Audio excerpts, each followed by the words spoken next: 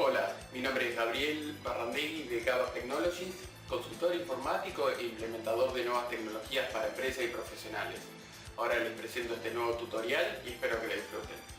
En este tutorial vamos a ver qué diferencia hay entre una computadora bien armada, como es este caso que tenemos acá a la izquierda, y una computadora armada por casas de computación que usan materiales económicos muy baratos, o supermercados o grandes tiendas de electrodomésticos. Bueno, vamos a empezar por lo básico. Lo básico sería el gabinete. El gabinete es la carcasa que vemos todo acá, todo esto de metal acá, que también obviamente en ambos casos poseen un gabinete. El tema es que hay diferentes tipos de calidades. Por ejemplo, este gabinete, si podemos ver la chapa es galvanizada, obviamente, pero un galvanizado de muy alta calidad. Y en este tipo de galvanizado que vemos acá es más económico y con el tiempo se suele oxidar. También otra cosa importante, que esté a escuadra. Por ejemplo, muchas veces los gabinetes no están a escuadra y lo que ocurre cuando uno empieza a armar la computadora adentro, empieza a calzar todo de manera torcida, y a veces colocar una placa es un dolor de cabeza porque obviamente todo el gabinete está fuera de escuadra. Otra cosa también importante al tener en cuenta al elegir una computadora, obviamente la calidad de los productos es fundamental. Un buen gabinete tiene que tener ventilación abundante. Por ejemplo, como podemos ver acá, esta sería la chapa de costado que iría de este lado de la computadora. Por ejemplo, en este caso vemos los agujeros, pero no vemos ningún tipo de ventilador. Acá tenemos dos forzadores de aire, dos ventiladores, que sacan todo el aire caliente que producen las placas de la placa de video o el motherboard o parte del disco rígido. En este caso, como podemos ver acá, no tiene ningún tipo de forzador, tenemos los agujeros nada más. Lo que produce el calor acá, obviamente no hay ningún ventilador que lo saque. Incluso, como podemos ver en la parte de ahí de atrás, no tiene ventilador, ni en la parte de adelante tampoco. Acá sí tiene un buen ventilador. A ver si se puede apreciar en la cámara, ahí está el ventilador. Y después, acá en la parte de atrás, tenemos otro ventilador más, aparte de los que están de costado, obviamente. Después otra cosa fundamental es la fuente. La fuente tiene que tener buena calidad en sus componentes. Obviamente, si una fuente dice 600 watts, pero en realidad son 300, obviamente eso lo que va a producir es que la máquina se cuelgue o la fuente se muera rápidamente. Por ejemplo, acá dice que la fuente es de 450 watts, como podemos ver ahí, y esta es de 600 watts. También el tema de la fuente influye mucho en la calidad de los materiales. Por ejemplo, acá tenemos el cableado que va enchufado ahí al motherboard. Como podemos ver, tiene todo este mallado. En las fuentes comunes, en los gabinetes comunes, están todos los cables sueltos. Esto lo que produce es que el flujo de aire, como dijimos anteriormente, por los ventiladores, no pueda correr bien porque están todos los cables separados. Y también tiene la posibilidad que al ventilador, cuando gira, que se pueda enganchar alguno de estos cables, sobre todo cuando uno mueve la computadora de un lado para el otro, cuando uno la transporta. Bueno, en este caso no pasa porque los cables están mallados, como dije anteriormente. También otra cosa importante es el grosor de los cables. Muchas veces el grosor de los cables es fundamental porque si la fuente es potente, los cables no son lo suficientemente gruesos, obviamente no van a poder transportar toda la corriente necesaria. En este caso a veces los cables son muy finitos y pueden llegar a derretirse en algunos casos. No lo es más frecuente. Después, también otro tema importante son los conectores. Esto es donde uno va a enchufar el disco rígido o la lectora de DVD, como es en este caso, y el motherboard, que los conectores se agarren bien. Obviamente, si están haciendo falso contacto, eso puede producir un incendio o que la máquina no funcione correctamente. Por ejemplo, acá podemos ver los conectores. Después, otra cosa importante a tener en cuenta es la calidad de la fuente, obviamente, como dije anteriormente, sea de los watts que sean necesarios para poder alimentar toda la computadora. Si uno tiene una supercomputadora muy rápida y uno tiene una fuente que sea de pocos watts, obviamente no va a ser suficiente como para alimentar eso, toda la computadora, y la computadora pierda estabilidad o se cuelgue o en el tiempo deje de funcionar. También otra cosa importante para tener en cuenta es el motherboard. Por ejemplo, si el motherboard es de alta gama, como podemos ver en este caso, el motherboard va de abajo hacia arriba, es todo completo, ocupa todo y tiene muchos conectores. En este caso, como podemos ver acá, el motherboard es cortito, son de los mini ATX, no llegan hasta el fondo, tienen menos cantidad de conectores y utilizan obviamente componentes más económicos, o sea más baratos, y el motherboard no es de tan buena calidad como es este que podemos ver acá. Este tiene un buen disipador, este no tiene ningún tipo de disipador. Aunque sea genérico, a veces puede llegar a traer un disipador, pero puede ser que no sea bueno, que no sea de un buen aluminio y que no disipe toda la temperatura que debería disipar. Después también tenemos el tema de los capacitores, como podemos ver en este caso acá adentro. Los capacitores son de estado sólido y esos capacitores son muy importantes para el rendimiento de la computadora y para la estabilidad. Si los capacitores se empiezan a reventar, obviamente la computadora va a empezar a fallar y va a morir la computadora, va a dejar de funcionar. Por ejemplo, en este caso tenemos capacitores que son de los comunes. Los capacitores buenos son los capacitores que son chiquititos, los plateados, como podemos ver en esta placa de video acá. Esos son los capacitores que en teoría deberían ser buenos. Después los capacitores comunes, como os dije antes, en este caso tenemos un motherboard que ya se reventaron los capacitores y se puede ver, por ejemplo, un pequeño porción de químico acá, y obviamente están levantados como si fuese una lata de conserva. Ahí tenemos un capacitor que está bien acá y estos están mal. Ahí está, ahí se puede ver los buenos y los malos. Obviamente también es importante que al tener un buen chipset, que el chipset sea de buena calidad, o sea de alto rendimiento, para que acompañe al procesador. Si eso no es así, obviamente la computadora no va a funcionar como corresponde, no a la máxima velocidad que el fabricante pensaba o pensó o diseñó la computadora para que corriera a X velocidad. Por ejemplo, si tenemos un motherboard también con malos conectores, como podemos ver por ahí el caso de las memorias o de donde están soportado el procesador, puede ser que el procesador con el tiempo se salga el disipador porque se ha resecado los plásticos. Eso es un montón de cosas que hay que tener en cuenta al comprar una computadora. Después tenemos el tema del procesador. El procesador es esto que vemos acá. Esto es el ventilador, obviamente, con el disipador. El procesador está abajo de todo esto. Lo mismo que en este caso de este lado. Lo que vemos es el ventilador, un aluminio, y abajo está el procesador.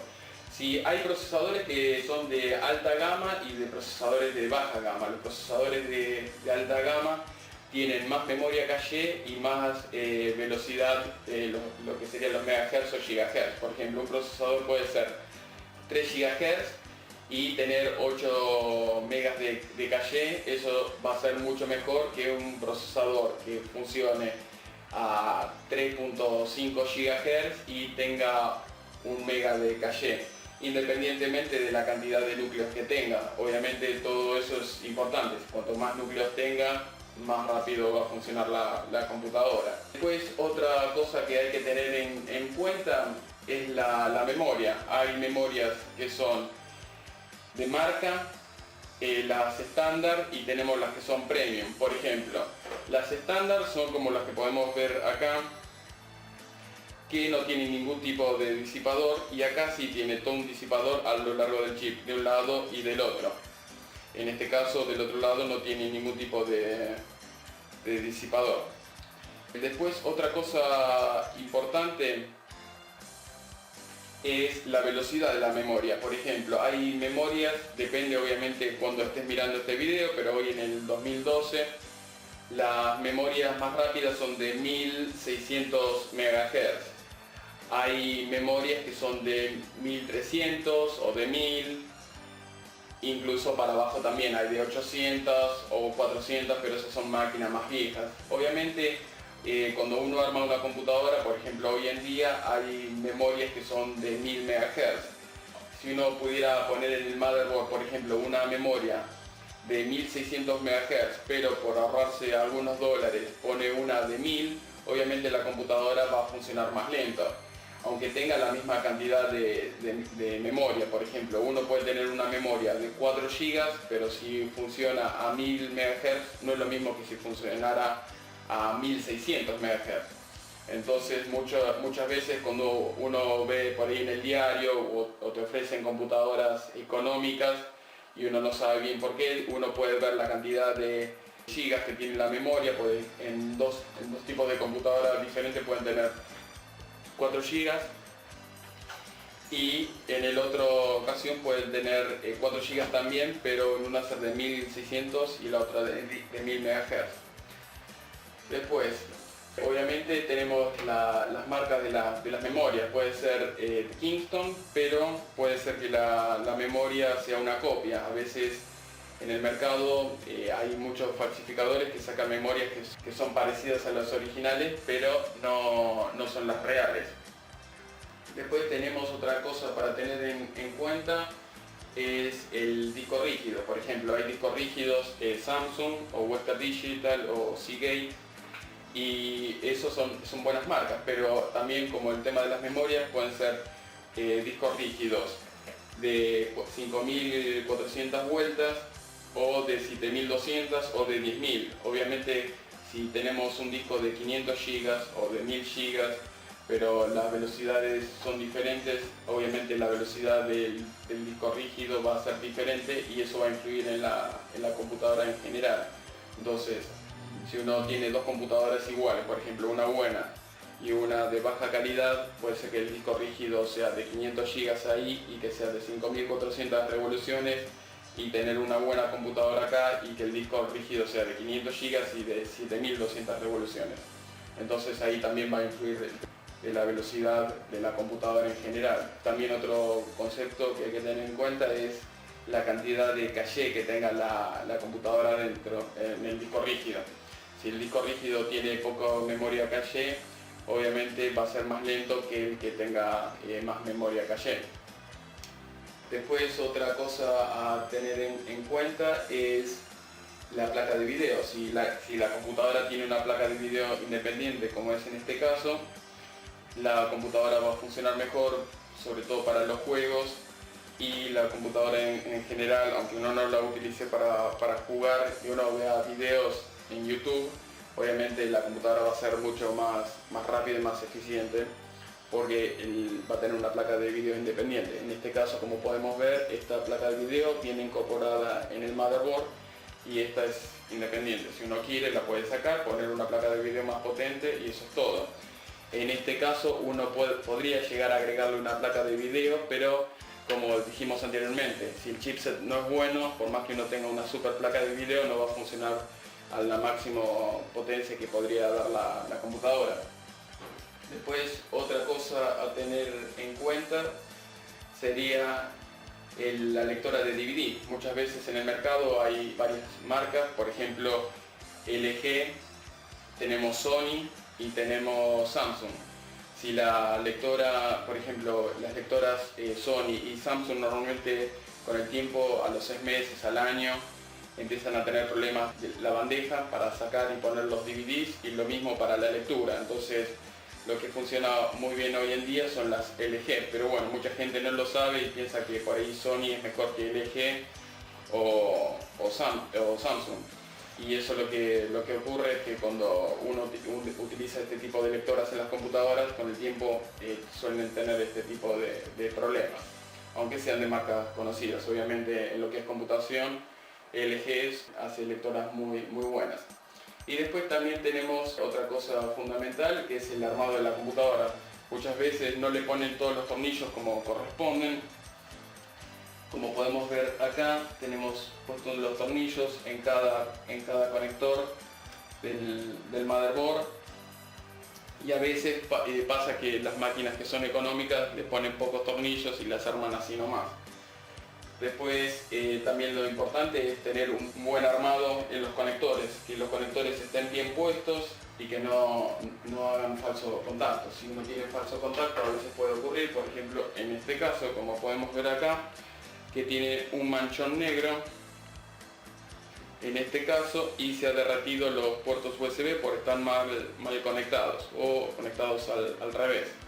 Entonces esto puede producir que se prenda fuego la computadora y la computadora deje de funcionar. Otra cosa muy importante a la hora de armar una computadora es saber qué tipo de sistema operativo le vas a colocar a la misma. Obviamente en el mercado hay dos sistemas operativos para PC, que es Windows y Linux. Vamos a hablar ahora del más popular, que sería Windows. En este caso, como te puedo mostrar acá, tenemos una caja de Windows 7 profesional. Tenés la versión más básica de todas, que es la Starter, la que le sigue es la Basic, después tenés Basic Premium, y después lo que sería Profesional, Ultimate y Enterprise. Esas son las versiones que hay en el mercado actualmente. Obviamente cuando compres el Windows vas a tener que pensar en lo siguiente: cuánta memoria le vas a colocar a la computadora. Por ejemplo, en el Windows 7 tenés de 32 y 64 bits. Acordate que las computadoras que tienen más de 4 GB de RAM necesitas sí o sí que tengan 64 bits. Si le pones de 32 bits te va a tomar hasta 3,2 GB. Después, otra cosa que tenés que tener en cuenta es si lo vas a utilizar para tu hogar o para la empresa o negocio. Si es para cualquier comercio, sí o sí tenés que saltar a la versión Profesional, Ultimate o Enterprise. Esas son las versiones que permite Microsoft que vos puedas tener en tu negocio. Y después, para lo que es tu hogar, podría ser la Starter, la Basic o la Basic Premium. ¿Qué diferencia hay entre estas versiones? Obviamente que las que nombré anteriormente, la Starter te permite únicamente instalar sistemas operativos de 32 bits, o sea que más de 3 GB no vas a poder tener, o si vos tenés más de 3 GB obviamente no te lo va a tomar la máquina. Después las que sigue sí hay versiones de 64 y 32 bits. La diferencia principal entre un Basic y un Starter es que el Starter, por ejemplo, no te va a permitir cambiar el fondo de pantalla o compartir impresoras y archivos. Y el resto de las versiones sí lo vas a poder hacer. Después, obviamente, con las versiones Profesional, Ultimate y Enterprise vas a poder hacer todo lo que las anteriores pueden hacer. Después, otra cosa que tenés para complementar el sistema operativo son los Office. Tenés la versión que es, en este caso, Office Hogar y Pequeñas Empresas 2010, y si no tenés la que es para hogar y estudiantes. ¿Qué diferencia hay entre ambas versiones? Las versiones, las que es para empresas o para lo que es para comercios, obviamente es esta que tengo a mi derecha, que sería para hogar y pequeña empresa. Esto viene con Word, Excel, PowerPoint y Outlook y OneNote, que eso es lo que requiere Microsoft o lo que te pide Microsoft en las licencias para que vos puedas utilizar en tu comercio o hogar, obviamente. Y si no, si es para uso hogareño 100%, puedes utilizar esta, que es obviamente mucho más económica, viene con Word, Excel y PowerPoint y OneNote, y después te permite también con una sola licencia lo puedes instalar hasta en 3 computadoras, cosa que en esta versión, la que es para empresas, es uno por computadora. Obviamente sale un poco más caro.